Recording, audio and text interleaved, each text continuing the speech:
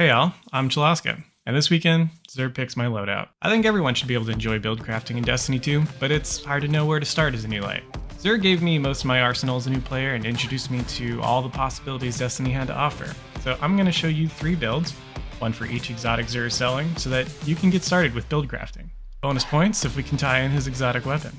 We'll start slowly, breaking down each exotic and coming up with some ideas to make the most of them. Then we'll use a 3-level system to slowly ease into the build making process. This way, you can follow along no matter how far you are along in your Destiny journey. Level 1 is examining the exotic and coming up with a playstyle that suits that exotic, and this level is geared towards brand new players. Level 2 is for those who've been collecting some guns and mods and you're starting to wonder how they might fit together, so we'll add some mods and weapon perks and lean into this playstyle we came up with in Level 1. And then in Level 3, we'll really make this build come to life, making use of every possible mod that we have available to us. Remember, if you don't have these mods, be sure to check Banshee and Ada in the tower to buy their rotating assortment of mods daily. Will these builds be perfect? Definitely not, but my hope is that you can take these and make them your own. So let's get started. This week, Xur can be found in the tower hangar area. He's selling the Twin-Tailed Fox, the Wormhusk Crown, Contraverse Hold, and the ACD-0 feedback fence. We'll start with the Hunter exotic this week, Wormhusk Crown. Wormhusk has the exotic perk Burning Souls, which means dodging gives a small amount of health and a small shield bump. This is a great neutral exotic. Neutral meaning that we could throw this into any build and it would work out for us. Since we're new to build crafting, we'll just lean into the exotic perk of getting our dodge back as quickly as possible, just to give us a little bit of health when we get into bad situations. The Hunter dodge ability is tied to your mobility stat, so the higher your mobility stat, the lower your dodge cooldown is, with 100 mobility giving us a 40% decrease in our dodge timer. We can use the first column of our armor mods to increase our stats. Everyone's got the minor mod that gives a +5 to a single stat per armor piece, so we can throw in the minor mobility mod to each piece of armor to get a free 25 mobility. You can bring that up to +50 if you've got to the major mobility mod. And as for picking a subclass, since we only really care about our dodge, any subclass will do, and the gameplay you'll see I'm using Arc, because Arc 3.0 was introduced recently, and I'm playing around with it. In Level 1, we'll take a look at our subclass to create a strong foundation for our build. And since we're focusing on keeping our dodge ability up, we can pick the dodge with the lowest cooldown. And for your melee ability, one that could be interesting is Combination Blow, which when defeating opponents gives you full dodge ability back and a small bit of health. With this build, you can get your dodge and health ability with Combination Blow kills. Then you can use the dodge with Wormhusk exotic perk to get even more health. So whenever you get ambushed by a group of Thrall, you can just punch them, get a little bit of health back, and your dodge back, dodge, even more health, and now you're in a much better position to get out of that situation. For times when we don't have Combination Blow up, we can use the aspect Flow State that says our dodge recharges more quickly when we're amplified, and conveniently gives us a way to get amplified through jolting enemies. So to add more jolt to enemies, we can use the aspect Tempest Strike, which uses our charged melee ability when we slide to create a line in front of us. And this is great for when we want to make use of our charged melee ability, but don't want to run into a group of enemies to punch them. We can also add in the fragment Spark of Shock, which makes it so that our grenades add jolt to enemies as well. Then we'll use the fragment Spark of Ions, which says that when we defeat jolted enemies, it creates an ionic trace, which gives us ability energy. So whenever we throw a grenade or use Tempest Strike to jolt enemies, and then defeat them, we become amplified, which speeds up our dodge cooldown, and also creates an ionic trace, which gives us ability energy, including our dodge. We're already starting to lean into the perk, but we can bring down that cooldown even more. We're going to be using a combination of armor mods and weapon perks to give us a bump to that ability energy when we do different things. Starting with our guns. So I've got this SMG called the Title, which has got the origin perk Classy Contender, which says final blows with this weapon grant class ability energy. Class ability energy in this case meaning our Hunter dodge. Now, when I get a kill with the Title, I'll get my dodge back even faster. Not everyone's going to have the Title, since it only comes around during the Guardian Games event, so you could replace this with any weapon that has Wellspring, which gives back less energy overall, but divides it amongst all your ability cooldowns. Next, we'll take a look at some armor mods. Class item has mods available to help with your class ability cooldown. That gives us a lot of options. Utility Kickstart, Perpetuation, and Distribution all refund class ability energy when we use our class abilities, depending on your cloak's elemental affinity. Mine is Arc, so I'm going to put Distribution on. Leg armor mods give us ability cooldown when we pick up Orbs of Power. If your legs are void, insulation is great, but mine are arc as well, so I'll be using absolution, which you can find on any affinity. But how do you get orbs of power? Well, each time you or an ally cast their super ability, you'll create orbs of power. But you can also use helmet mods to create them. So let's jump up to the helmet. Helmet armor mods allow us to create orbs of power on weapon multi-kills of a certain affinity.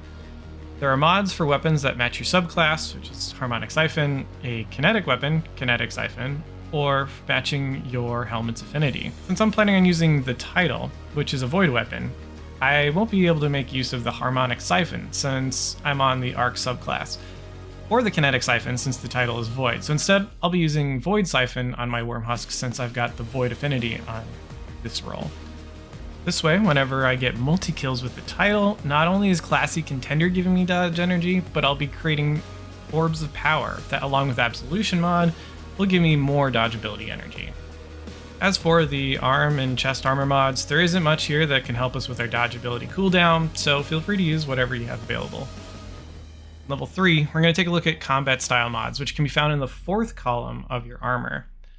There are 3 main types of combat style mods: Charge with Light, which have a build and spend style play loop; War Mind Cells, which have a point system tied to a certain weapon types; and Elemental Wells, which focus on ability energy generation. There's not a great spender for ability energy in the Charge with Light category, and War Mind Cells won't help us with ability regen either, so we'll be focusing on Elemental Wells.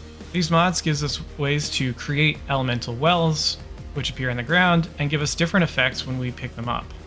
By default, Elemental Wells give you ability energy to the ability with the least amount of energy built up so far, unless the well matches your subclass affinity, in which case it will give you ability energy to all of your ability. For example, we can throw Melee Wellmaker and Elemental Ordnance to create Elemental Wells matching our subclass when we get kills with our charged melee and our grenade abilities. These mods aren't tied to any particular affinity, so you can put them on any armor piece that you can fit them on. From here, you could take the build a couple different ways. I'm going to take the approach of I'm saving Wormhusk dodge to help me get out of bad situations, so I'm going to add Seeking Wells so that my Elemental Wells come to me and I don't have to go run and pick them up. Then I'm going to use Font of Wisdom to give me 100 Intellect whenever I pick up Elemental Wells for an even faster super regen. You could, however, decide you want to use your dodge ability as often as you can, in which case you could put on a couple Void armor pieces and use Reaping Wellmaker that creates Void Elemental Wells when you get a kill after using your dodge, and then Well of Utility, which gives you dodge energy when you pick up those Void Elemental Wells. This is where you can decide how you want to play with Wormhusk and make the build your own. Wormhusk is actually considered to be very strong in PvP. A small bump in health can literally be the difference between life and death. While this build won't be as strong in PvP since we won't be able to make use of Elemental Well mods, it's definitely something I would bring into Trials per se.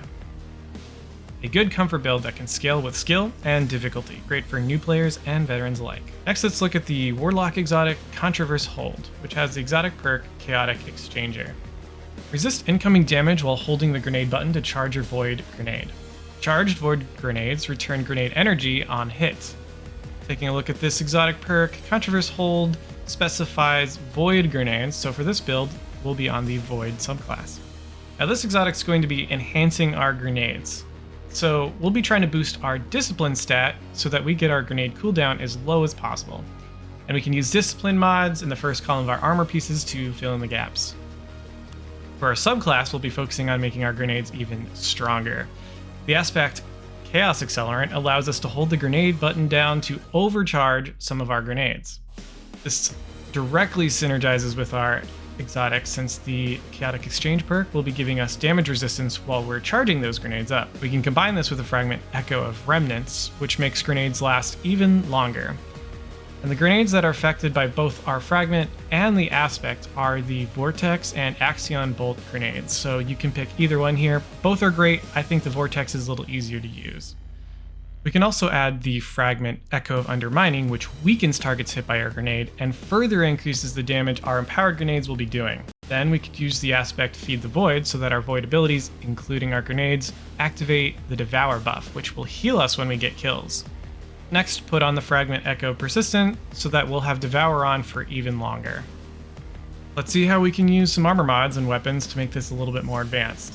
On a Solar Affinity class item, we can put on the mod Bomber, which gives us grenade energy every time we use our class ability, in this case our Rift. Then on Void Arms, we can put on the Bolstering Detonation mod, which gives us Rift energy when we use our grenade. And these two mods are going to create a feedback loop, so using each ability helps us get the other back faster.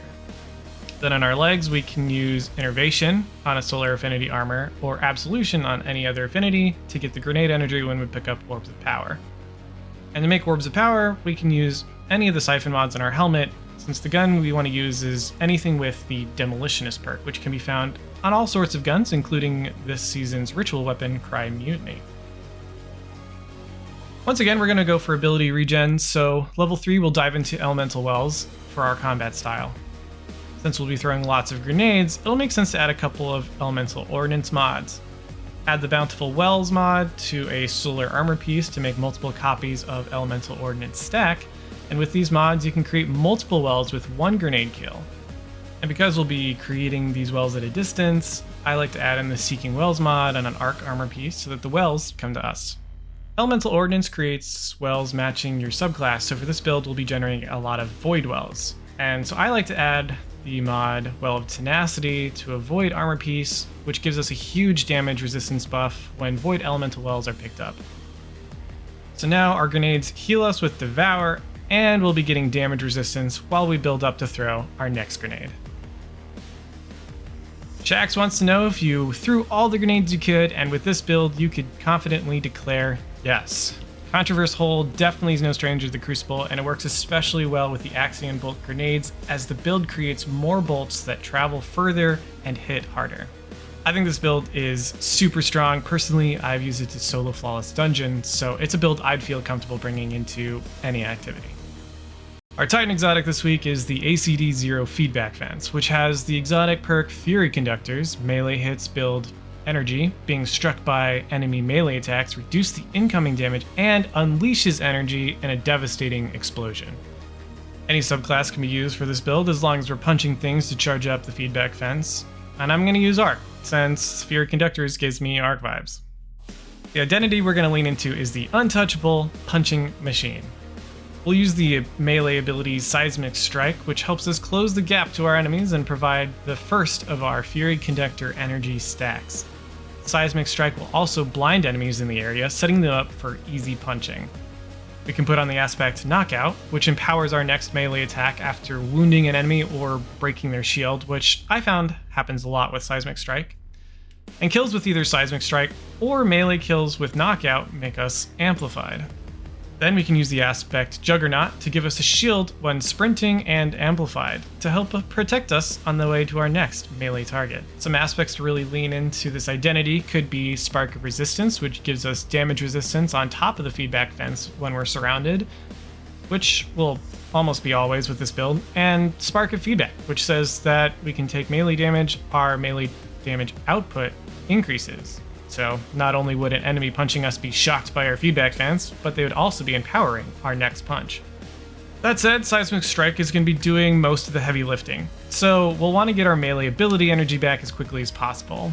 So we can use the ability Armor mods to try and get our strength stat to 100 for the lowest Seismic Strike cooldown possible. We could also throw on the Fragment Spark of Momentum, which gives us melee energy when we slide over ammo bricks.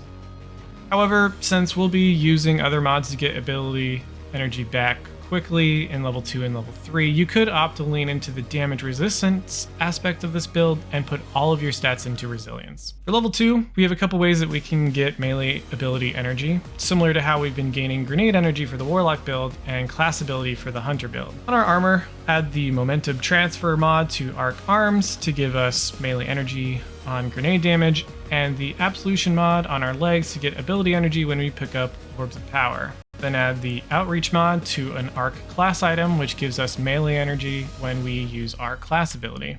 And a resistance mod that I'd like to call out here is the melee damage resistance mod that we can add on to our chest piece, which will give us even more melee damage resistance on top of what we've been building so far. For weapons, we have a new weapon perk this season called Pugilist, which gives us melee energy when we get kills with that weapon. But the perk that will really help us out is 1-2 Punch on a shotgun, which after hitting an enemy with every pellet, we get a massive damage buff to our melee attacks. That, along with the Unstoppable Shotgun mod and the Seasonal Artifacts, means that we can instantly delete some unstoppable champions with the right setup. For bringing our build to level 3, there's a Charge with Light combat style mod that sounds an awful lot like Fury Conductors called Reactive Pulse. When charged with light with this mod, if we take damage near 2 or more enemies, we emit a burst of arc damage. Sounds familiar? So if we get charged with light and then get punched, not only will Fury Conductors unleash an explosion around us, but so will Reactive Pulse. So how do we get charged with light? Well, the Charge with Light collection mods includes a few ways to get the Charge with Light stacks. We can use Elemental Charge mod, which gives us a stack of Charge with Light when we pick up a well matching our subclass. Combine that with Melee Wellmaker mod, that creates these wells when we kill enemies with our melee, and we'll be getting Charge with Light in no time. And to fill in the rest of our armor slots, we could put on the Well of Striking mod, which gives us double the melee energy when we pick up Arc Wells, and the Well of Ions mod, which gives us even more melee damage after picking up an Arc Well. Nothing is funnier than seeing a Guardian panic at a charging Titan with Juggernaut Shield and blow themselves up when they dare punch a Titan. 10 out of 10 fun, definitely a sleeper for Crucible. This is the ultimate Uno reverse build, good for entry-level content where enemies can't kill you in one punch and where the build can do the killing for you. Super fun in PvP, a must try. Thanks for listening. Subscribe and hit that bell icon so you get notified in time to get to Xur before he disappears and so that you can follow along in the next video. Comment down below to let me know what your favorite build was and how you made it your own.